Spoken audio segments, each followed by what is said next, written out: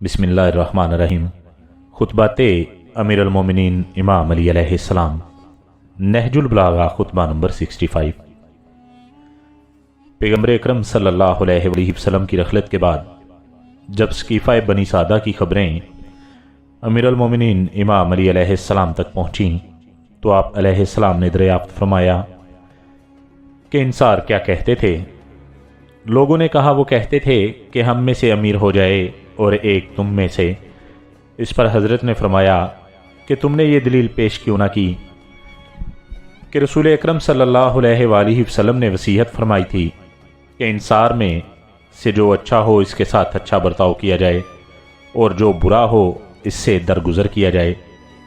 लोगों ने कहा, इसमें इनके खिलाफ क्या सबूत है।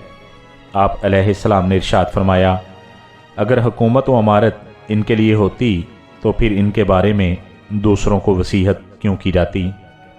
फिर हज़रत ने पूछा कि कुरैश ने क्या कहा। लोगों ने कहा, इन्होंने शजरा रसूल अकरम सल्लल्लाहु अलैहि वसल्लम से होने की वजह से इस पर इस्तदलाल किया।